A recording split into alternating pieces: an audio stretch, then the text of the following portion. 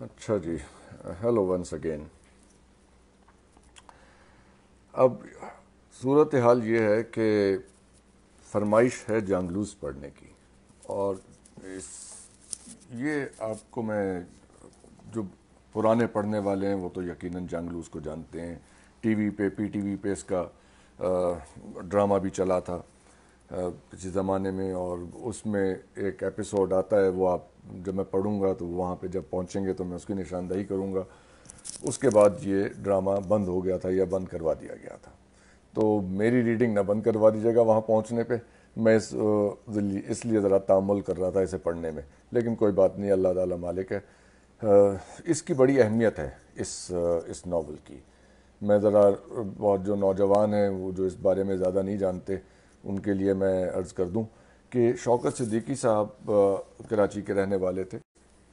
और ये हमारे अंकल, अस्करी अंकल ने बताया कि जो साहिवाल में रहते हैं, कि ये नावल लिखने के लिए वो साहिवाल आके 3 साल रहे थे। उस ज़माने में साहिवाल का नाम था मोंटगोमरी।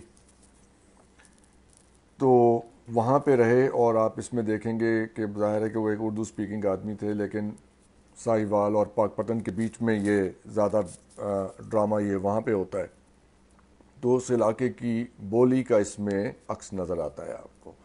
तो जहाँ उन्होंने पंजाबी, तो जहाँ जहाँ पंजाबी के कुछ एक्सप्रेशंस आते हैं, वो वो आपको समझ आ जाएंगे कि वो उन्होंने लोकल डायलेक्ट पिक करने की कोशिश की है वहाँ पे।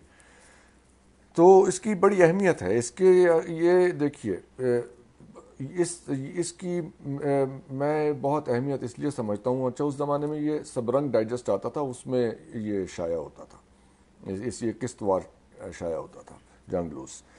अहमियत इसकी बहुत ज़्यादा इसलिए है कि इससे 1954 की कहानी है, उसके आसपास के। सॉरी, ज़रा इंटरनेट में प्रॉब्लम आ रही है, तो अगर दोबारा हुई तो फिर मैं इसको रीस्टार्ट करूँगा, इस सारी बात को, ताकि ये इंटरप्शन ना आए। क्योंकि अब ये है कि ये एक तवील सिलसिला होगा। इसको मतलब को बहुत रेगुलर इंटरवल्स से पढ़ना शायद मुमकिन ना हो। तो ज़्यादा कंसंट्रेशन तो यही रहेगी कि शॉर्ट स्टोरीज़ ही की जाएं, ताकि वो एक एपिसोड में कोई 30-40 मिनट में, आधे घंटे में वो ख़त्म हो जाता है। तो वो आसानी है, उसमें लोगों के लिए भी वक्त मैनेज करना आसान है। तो इसमें भी, जांगलूस में भी, मैं कोई आधा आधा घंटा, कभी पौना घंटा, ये जितना अपना स्टेमिना इजाज़त दे उतना पढ़ के तो फिर मैं वहाँ रुक जाया करूँगा। और इसको फिर किस्तवार इस तरह ही चलाते रहेंगे। अब इसके लिए कोई ये वक्त नहीं मुतय्यन किया जा सकता कि जी ये 2 महीने, 6 महीने, कितने अरसे में, पर लेकिन चलिए इस तरह करते हैं। उसका एक टीवी प्ले भी मौजूद है। जाहिर है कि उसकी एक और शक्ल होती है कहानी की जब वो एडेप्टेशन पे तो हमने पहले बात की थी वो पिछली वीडियोस में। सो जांगलूस, और ये लफ्ज़ भी आपको एक्सप्लेन हो जाएगा जब हम कहानी पढ़ेंगे, तो मैं I don't want to impose another explanation on it. लेकिन बहुत सी तारीख़ आपको इससे समझ आती है, बहुत सा कल्चर आपको समझ आता है। और 1954 का ज़माना है पाकिस्तान से बनने के, समझें कि 3 और 4, 7 साल के बाद का ये दौर है। तो उस वक्त क्या माशरती हालात थे और कैसे किरदार थे, ये बातें पढ़ के ये बहुत ज़रा एक अजीब सा माहौल है उस ज़माने का, और वो समझ आती है कि फिर कैसे चीज़ें आगे डेवलप होती रहीं और हम तक के किस हाल में, जिस हाल में चीज़ें पहुंची, उनकी इब्तिदा कैसी थी। तो बिस्मिल्लाह करते हैं। ये शक्ल दिखा दूं मैं आपको इसकी, और ये इसका साइज़, और ऐसी 3 जिल्दें हैं इसकी। तो जांगलूस, शौकत सिद्दीकी साहब का। तो मैं बिल्कुल पहले सफ़े से इसे पढ़ना शुरू करूँगा। इसका इंतसाब है बड़े बेटे ज़फ़र आलम सिद्दीकी के नाम। और अगले सफ़े पे पानी का वक्फा 1 मिनट के लिए। अच्छा जी।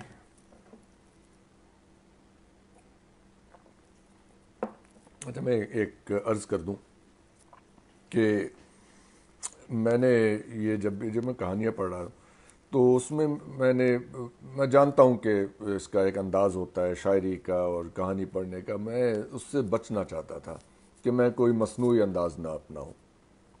جیسے کہانی میں اپنے لیے پڑھتا ہوں, اور میں آپ کو بتاؤں میں اکثر کہانیاں جب پڑھتا ہوں تو یعنی جب میں اکیلے میں پڑھتا ہوں تو تب بھی میں بلند آواز میں پڑھتا ہوں, وہ اس میں انجوائے کرتا ہوں میں.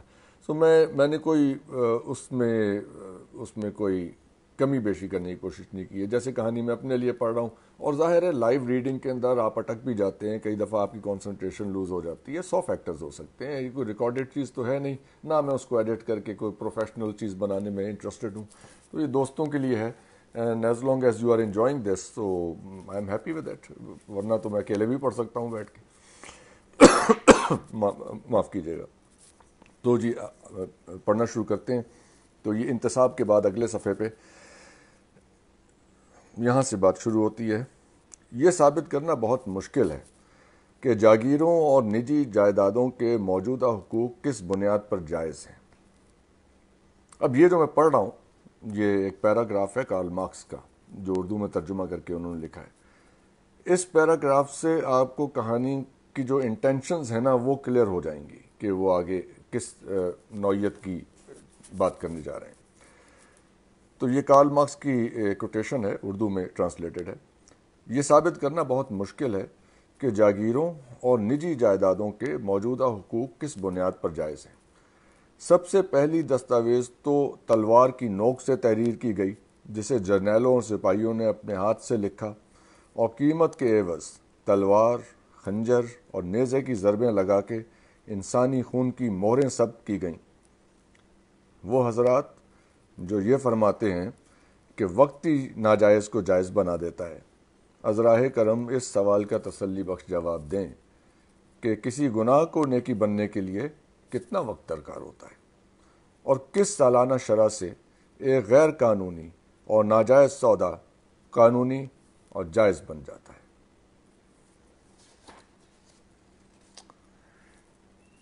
کہانی. ہوا کا تیز جھونکا آیا, خزاں رسیدہ پتے درختوں سے ٹوٹ کر گرے اور دور دور تک بکھر گئے. یہ 1954 کے موسم خزاں کی ایک ویران رات تھی. لاری سٹینڈ سنسان تھا, دکانیں بند تھیں, روشنیاں بجھ چکی تھیں. دونوں اندھیرے میں دم بخود کھڑے تھے. ڈرائیور ہوٹل کے سامنے لکڑی کے بینچ پر کوئی چادر اوڑے لیٹا تھا. قریبی ایک آوارہ کتا ہڈی چبا رہا تھا. ہڈی اس کے دانتوں تلے رک رک کر ایک ہی انداز سے بجتی اور اس کی آواز سناٹے میں تحلیل ہو جاتی. دونوں سایوں کی مانند تاریکی میں دھندلے دھندلے نظر آ رہے تھے. ایک کا قد کسی قدر نکلتا ہوا تھا, شریرہ بدن تھا, آنکھیں چھوٹی چھوٹی تھیں اور اندر دبی ہوئی تھیں, رنگ گندمی تھا. یہ رحیم داد تھا. دوسرا لال دین تھا, مگر سب اسے لالی کہتے تھے. وہ گٹھے ہوئے بدن کا مضبوط جوان تھا. دونوں کی حجامت بڑی ہوئی تھی. سروں کے بال خشک اور بے ترتیب تھے. لالی بینچ پر لیٹے ہوئے آدمی کی چادر اتار لینا چاہتا تھا. اس نے چادر کا کونا پکڑ کر آہستہ سے کھینچا. وہ چونک پڑا, کروٹ بدلی اور نیند میں ڈوبی ہوئی آواز میں بڑبڑایا, اوئے تنگ نہ کر. اب وہ خاموش لیٹا تھا. رحیم داد اور لالی کو مطلق اندازہ نہ تھا کہ وہ سو رہا ہے یا جاگ رہا ہے. دونوں سراسیمگی کے عالم میں کچھ دیر دم سادے کھڑے رہے.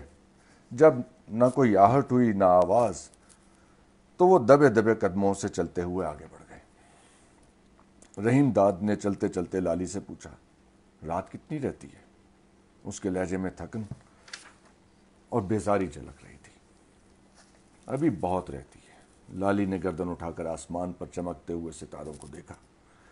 چند لمحے خاموش رہا, پھر قدموں کی رفتار تیز کرتے ہوئے اس نے رحیم داد کی جانب تیکھی نظروں سے دیکھا. اڑیل کھوتی نہ بن, مرداں والی چال چال. تو نے پھر تھانیداری شروع کر دی, رحیم داد نے احتجاج کیا. ایسا کر یہیں لیٹ جا. لالی نے ایک بار پھر موڑ کر اس کی جانب دیکھا. میں بیٹھ کے تیرے پاؤں دباتا ہوں, یہی چاہتا ہے نا؟ رحیم داد نے زبان سے ایک لفظ نکالے بغیر جھنجھلا کر لالی کو دیکھا اور چپ چاپ اس کے پیچھے چلنے لگا۔ آدھی رات تک دونوں منٹگومری جیل میں قیدی تھے۔ رحیم داد کو بلوے اور اقدام قتل کے جرم میں 3 سال قید بامشقت ہوئی تھی۔ جیل ہی میں اس کی ملاقات لالی سے ہوئی۔ وہ پہلے سے وہاں موجود تھا اور 1.5 سال کی سزا بھگت رہا تھا۔ ایک روز لالی نے رحیم داد کو اعتماد میں لیا اور جیل سے فرار ہونے کا منصوبہ بنایا۔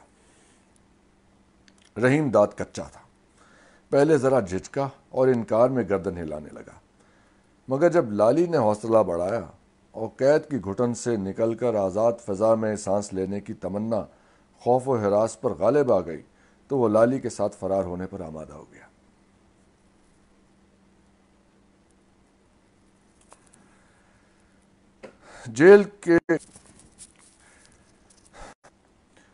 جیل کے گھڑیال نے رات کے 12 بجائے پہرا بدلا۔ نئے پہرہ دار بیرکوں اور چکیوں کے تالے بجا بجا کر ٹانٹا تالا سب ٹھیک ہے کی صدائیں بلند کر چکے تو لالی نے اپنا کام دکھایا۔ وہ رحیم داد کے ہمراہ نہایت صفائی سے جیل کی اونچی اونچی فصیلوں سے باہر نکلا۔ کسی کو کانوں کان خبر نہ ہوئی۔ جیل سے بھاگے ہوئے 2 گھنٹے سے اوپر ہو چکے تھے۔ انہیں یقین تھا کہ صبح گنتی ہونے سے پہلے کسی کو ان کے فرار کی خبر نہ ہوگی۔ ان کے پاس چند گھنٹے اور تھے۔ اس عرصے میں وہ جلد سے جلد بہت دور نکل جانا چاہتے تھے۔ جیل سے فرار ہونے کے بعد وہ کچھ دیر ایک ویرانے میں بھٹکتے رہے، پھر عارف والا روڈ پر آ گئے اور چلتے چلتے لاری اسٹینڈ پر پہنچ گئے۔ لاری اسٹینڈ اب بہت پیچھے رہ گیا تھا۔ جیل اس سے بھی پیچھے تھی۔ رات کا پچھلا پہر تھا، ستارے اجلے اجلے کمل بن گئے تھے۔ سڑک ویران تھی، دونوں جانب درخت تھے۔ پتجھڑ کے دن تھے، ہوا میں تیزی کے ساتھ ہلکی ہلکی خنکی بھی تھی۔ سڑک پر بکھرے ہوئے خشک پتے تیز جھونکوں سے خاموشی میں کھڑکھڑا رہے تھے۔ لالی اور رحیم داد ننگے پیر تھے۔ وہ پچھلے کئی گھنٹوں سے مسلسل چل رہے تھے اور تھکن کے باوجود تیز تیز قدموں سے چلنے کی کوشش کر رہے تھے۔ انہیں اس علاقے کے بارے میں کوئی اندازہ نہ تھا، نہ راستوں کا پتہ تھا اور نہ کوئی ایسا ٹھکانہ جانتے تھے جہاں وہ روح پوش ہو سکتے۔ وہ منزل سے بے خبر آگے اور آگے بڑھتے جا رہے تھے۔ رحیم داد کچھ زیادہ ہی تھکا ہوا تھا، کہنے لگا، لالی یہ تو بتاؤ ہم کہاں جا رہے ہیں؟ یہ تو مجھے بھی پتہ نہیں، لالی نے بے نیازی سے جواب دیا۔ مخول نہ کر، ٹھیک ٹھیک گل کر، اس طرح ہم نے کب تک چلتے رہنا ہے؟ لالی نے رحیم داد کا بازو تھام کر انگلیوں سے گوشت ٹٹولا۔ دیکھنے میں تو تگڑا لگتا ہے، پر باتیں زنانیوں کسی کرتا ہے۔ رحیم، حوصلے سے کام لے، ایسے تو اپنے ساتھ مجھے بھی مروا دے گا۔ رحیم داد کچھ کہنے ہی والا تھا کہ عقب سے ہارن کی تیز آواز ابھری۔ دونوں نے پلٹ کر دیکھا۔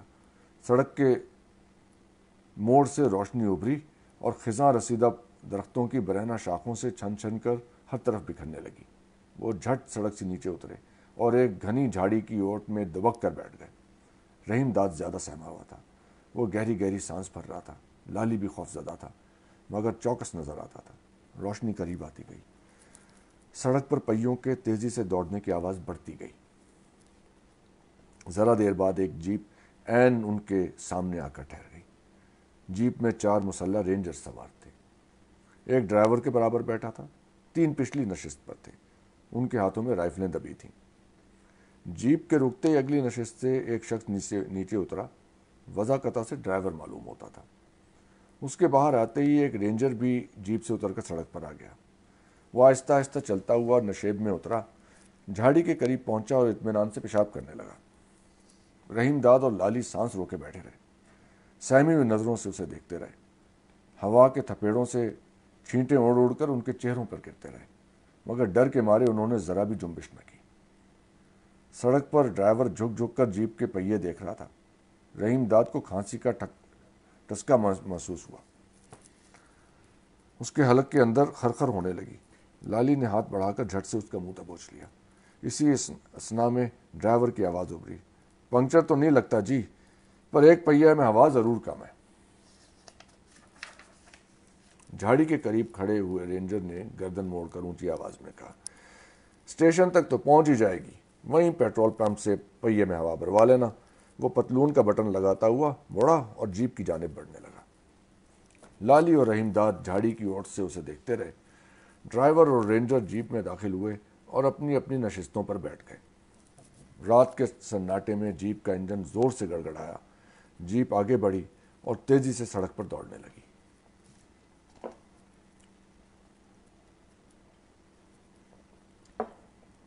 जरा देर बाद नजरों से ओझल हो गई। लाली गर्दन उठाए उसे दूर तक देखता रहा। फिर रहीमदाद की पीठ पर जोर से धप मारकर बेतकल्लुफी से बोला, तूने तो मरवा ही दिया था रहीम। सूरदा पुत्र बिल्कुल मुंह पर खड़ा मूत रहा था। रहीमदाद ने मुंह बिगाड़कर बेजारी से कहा, पर तेरी खांसी से तो बेड़ा गर्क हो जाता। वो तो मैंने झट तेरे मुंह पर हाथ रख दिया, वरना दोनों फिर जेल की हवा खाते। लाली उठकर खड़ा हो गया। उसने रहीमदाद का हाथ पकड़कर खींचा। अब यहीं बैठा रहेगा? छेती कर, अभी तो बहुत चलना है। रहीमदाद भी खड़ा हो गया, लेकिन खामोश रहा। लाली ने दरियाफ्त किया, किस सोच में पड़ गया रहीम? सोच रहा हूं ये पुलिस इधर कैसे आ गए? कहीं उन्हें हमारे जेल से फरार होने का पता तो नहीं चल गया? पुलिसिया तो नहीं थे, वर्दी से तो रेंजर लगते थे, पर हमें यहां से जल्दी दूर निकल जाना चाहिए। हमने जाना कहाँ है? रहीमदाद ने एक बार फिर अपनी परेशानी का इजहार किया। लाली ने उसका हौसला बढ़ाया, परवाह न कर, बस जरा कदम बढ़ा के चल। दोनों झाड़ी से निकलकर सड़क पर आ गए और खुश्क पत्तों को रोंदते हुए आगे बढ़ने लगे। उन्होंने 2-2.5 मील रास्ता तय किया होगा कि बंजर और उजाड़ इलाका खत्म हो गया। अब खेतों का सिलसिला शुरू हो गया था। सड़क पर चलना खतरे से खाली न था। दोनों सड़क से उतरकर खेतों के दरमियान से गुजरने वाले कच्चे रास्ते पर चलने लगे। ये इतना कुशादा कच्चा रास्ता था कि दोनों साथ साथ चल सकते थे। यह है कि दोनों तरफ गंदम और जौ की फसलें सर उठाए खड़ी थीं। हवा फर्राटे भरती हुई चलती। गंदम और जौ की बालियां झूमने लगती। खेतों में दूर तक लहरें उभरती और डूबती नजर आती। हवा की सरसराहट से फसलों में सीटियां बजती। लाली और रहीमदाद हर आवाज पर चौंक पड़ते। उनके कदम डगमगा जाते। यकायक इन आवाजों में एक नई आवाज उभरी। ये गीदड़ों का बेहंगम शोर था।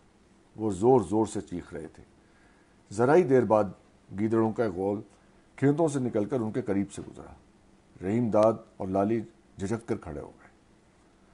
कुछ देर बाद आगे बढ़े। यह ज्यादा तवील न था, मुश्किल से 2-2.5 फरलांग का रास्ता था। दोनों बहुत चौकन्ना थे और किसी अनजाने खौफ से सहमे हुए थे। वो खेतों से बाहर निकल आए। सामने रड़ था। इस खुले मैदान के उस पार दरख्तों का झुंड था। झुंड के पीछे मिट्टी के बने हुए कच्चे मकानात थे। मकानों के बीच से गली गुजरती थी। गली के नुक्कड़ पर 2 मंजिला पुख्ता माड़ी थी। इसके पहलू में फूस की छत का लंबा ढारा था। ढारे में मवेशी थे, जिनकी गर्दनों में पड़ी हुई घंटियां रुक रुक कर सन्नाटे में बज रही थीं। वो आगे बढ़े, रड़ अबूर किया और दरख्तों के नीचे पहुंचकर अंधेरे में खड़े हो गए। माड़ी की एक खिड़की से रोशनी उभरकर अंधेरे में बिखर रही थी। वो धुंधली रोशनी में गिरदोपेश का जायजा लेने लगे। दफतन कदमों की आवाज उभरी। एक शख्स निहायत मुश्तबा हालत में उनके सामने गुजरा। उसके चेहरे पर ढांडा बंधा था, सिर्फ आंखें नजर आ रही थी। वो चौकन्ना नजरों से इधर उधर देखता हुआ दाढ़े के करीब जाकर खड़ा हो गया। लाली और रहीमदाद आंखें फाड़े उसे सहमी हुई नजरों से देखते रहे। वो आगे बढ़ा और अंधेरे में गायब हो गया। रहीमदाद कुछ देर तो हैरत से गुमसुम रहा। फिर उसने लाली के कान के करीब मुंह ले जाकर धीरे से पूछा, लाली, यार ये क्या चक्कर है? मवेशी चोर जान पड़ता है। लाली का ख्याल ठीक निकला। कुछ ही देर बाद वो शख्स मवेशियों के दाड़े से बाहर आया। उसके हाथ में एक रस्सी दबी थी। वो आगे आया तो पीछे से एक भैंस भी नमूदार हुई। वो किसी और समझाने की बजाय सीधा दरख्तों के झुंड की जानिब बढ़ा। उसे अपनी तरफ आता देखकर लाली एक दरख्त के तने की आड़ में दुबक गया और हाथ पकड़कर रहीमदाद को अपनी पुश्त पर कर लिया। वो शख्स आहिस्ता आहिस्ता चलता हुआ करीब आता गया, करीब और करीब। जब वो बिल्कुल उनके नजदीक पहुंच गया तो झपट कर बाएं हाथ से उसका मुंह दबोच लिया। उस शख्स ने नहायत फुर्ती से धोती के ढब से चाकू निकाला, लेकिन लाली ने चाकू खोलने की मोहलत न दी। झट उसका हाथ पकड़कर मरोड़ दिया। चाकू जमीन पर गिर पड़ा। रहीम दाद हैरत से यह तमाशा देखता रहा। लाली ने चाकू की जानिब इशारा करते हुए डपट कर रहीम दाद से कहा, खड़ा मुंह क्या तक रहा है, उठा और खोल ले से। रहीम दाद ने फौरन उसकी हिदायत पर अमल किया। झुक कर चाकू उठाया, उसे खोला और उस शख्स के करीब पहुंच गया। अब रहीम दाद के हाथ में दबे हुए चाकू की नोक उसकी कमर से लगी हुई थी। लाली ने उसके मुंह से हाथ हटा लिया। दूसरा सहम कर दोनों को फटी फटी आंखों से देखने लगा। दोनों जेल के कैदी की वर्दी में उसके सामने इस तरह खड़े थे कि अंधेरे में भूतों की मानन डरावने नजर आते थे। वो चंद लम्हे हक्का बक्का रहने के बाद अटकते हुए बोला, तुसी हो कौन? लाली ने तड़ाक से उसके मुंह पर थप्पड़ मारा। सीधी तरह गल कर, तेरा नाम क्या है? फज्जा, उसने आस्था से अपना नाम बताया। लाली ने करीब खड़ी भैंस की जानिब हाथ से इशारा करते हुए दरियाफ्त किया, ये मज उठाकर लाया है ना? सच सच बता। हाँ जी। उसने धीरे से अपनी गर्दन हिलाई। यार फज्जे, तू तो ऊंचा कारीगर लगता है। लाली ने बेतकल्लुफी से कहा, साफ उड़ा लाया, जरा भी खटका ना हुआ। बस जी ऊपर वाले की मेहरबानी है। वह आसमान की तरफ हाथ उठाकर फखरिया लहजे में बोला, जिस डंगर पर हाथ फेर दिया समझ ले अपना हो गया। वो भैंस की गर्दन और पीठ पर आहिस्ता आहिस्ता हाथ फेरने लगा। लाली ने रहीम दाद के हाथ से चाकू लेकर अपने कब्जे में किया। फज्जा से पूछा, तेनू अब कितने जाना? उसने जवाब देने के बजाय उल्टा लाली से सवाल किया, तुसी क्यों जानना चाहते हो? लाली जलकर बोला, थाने में तेरे खिलाफ पर्चा चाक कराना है ना। फज्जे ने दोनों का ऊपर से नीचे तक जायजा लिया। धुंधली धुंधली रोशनी में मशलोके जैसे आदि आस्तीनों के कुर्ते और घुटनों तक ऊंचे ऊंचे जंग या नुमा पाजामे पहने हुए थे। कुर्तों पर जेल के नंबर नजर आ रहे थे। तुसी थाने कैसे जा सकते हो? फज्जा उन्हें मुश्तबा निगाहों से घूरने लगा। तूने फिर टेढ़ी गल बात की है। लाली ने चाकू उसके मुंह के सामने कर दिया। फज्जा डर गया, आजी से बोला, मुझे अब जाने दे, जाग हो गई तो सारा काम बिगड़ जाएगा। उसने दोनों हाथ जोड़ दिए। गलती शलती हो गई तो माफ़ कर दे, मैनू अभी बहुत दूर जाना है। यही तो पूछ रहा हूँ, तेनू कितने जाना है? इस दफ़ा लाली का लहजा नरम था। मैंने जी पहले आर जाना है। फज्जे ने शुमाल की जानिब हाथ उठाया। और 5 मील उधर जंगल में है। तेनू तो पता ही होगा, चोरी के डंगर उठाने के बाद आरी में छपा के रखे जाते हैं। अगे मैनू भी ऐसे ही करना है। ए गल, फिर तू हाथ मिला, लाली ने चहक कर कहा और गर्मजोशी से उसका हाथ थाम लिया। जा एक और मज उड़ा ला। फज्जा इनकार में गर्दन हिलाने लगा। ना जी ना, एक ही बहुत है। मैं 2 मजे अकेले लेकर जा भी तो नहीं सकता। लंबा रास्ता है, अगे नहर है। तब परवाह न कर, हम दोनों जो तेरी मदद को मौजूद हैं, हर तक तेरे साथ ही चलेंगे। लाली ने उसे हौले से टोका दिया। फटाफट जा, देरी न कर। मज यहीं छोड़ दूँ? छोड़ दे, कहीं नहीं जाएगी।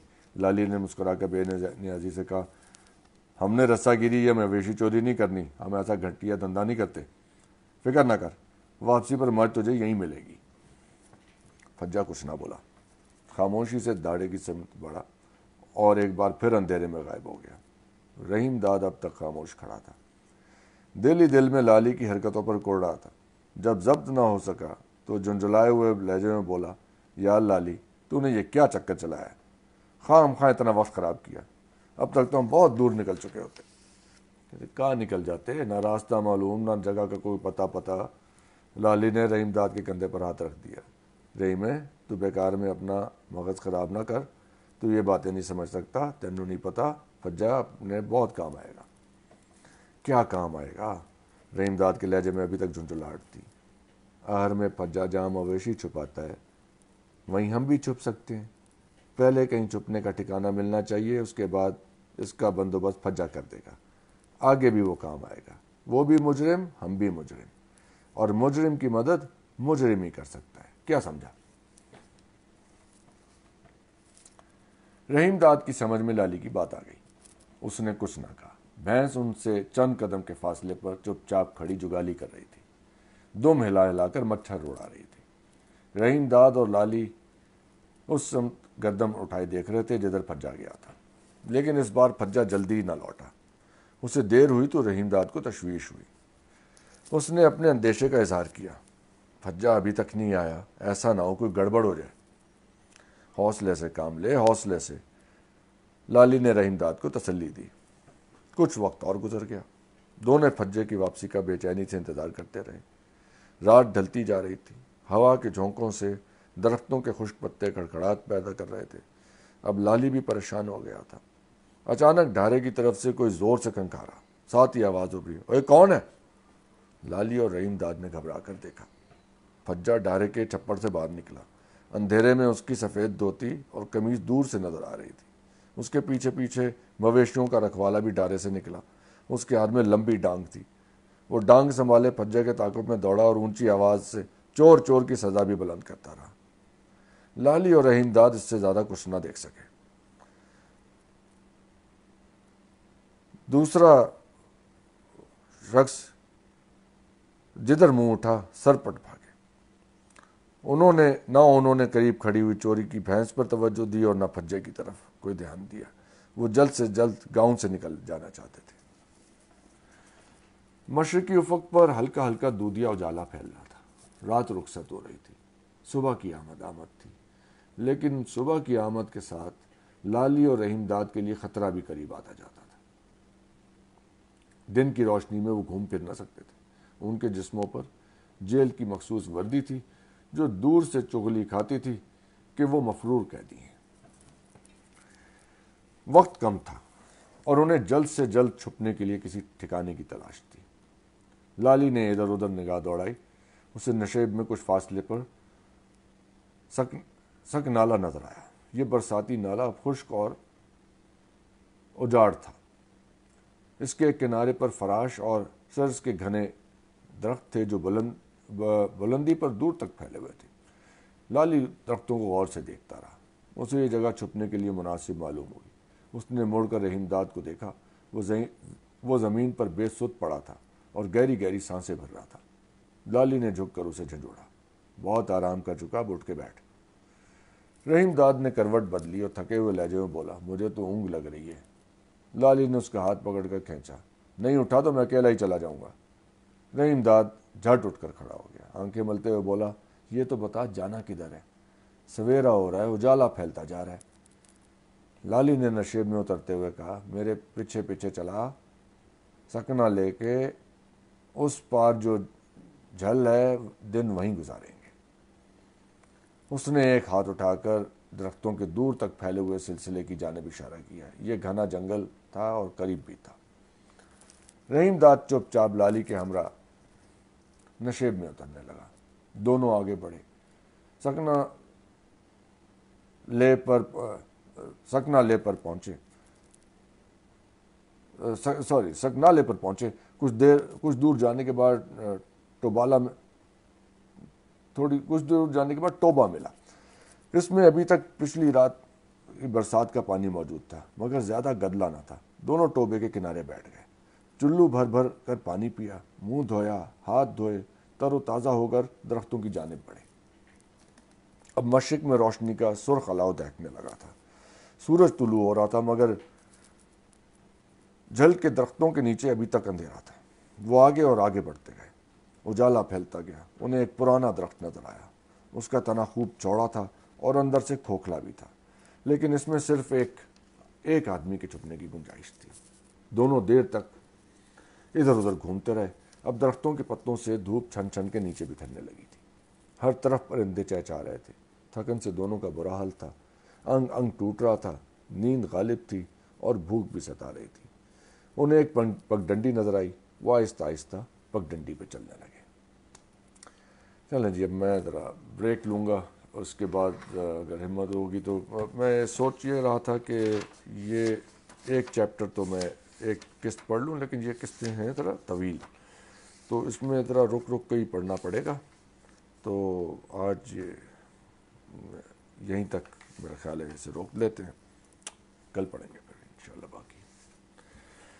اس بارے میں اب کوئی تجویز ہو؟ اب ذرا مشکل کہانی ہے پڑھنے میں، ناٹ ان دا سینس اپنی مطلب وہ لکھائی کے حوالے سے نہیں، لیکن جو اس کا موضوع ہے اور جو اس میں اندر موضوعات آتے ہیں، تو میرے خیال ہے اس میں ڈسکلیمر دینا چاہیے، اور دینا بھی چاہیے کہ مطلب یہ کہ یہ اس میں جو ریٹنگ ہے وہ میرے خیال ہے 18+ ہی ہوگی، ٹھیک ہے؟ تو بچوں کو نہ دکھائیے گا یہ کہانی. Thank you.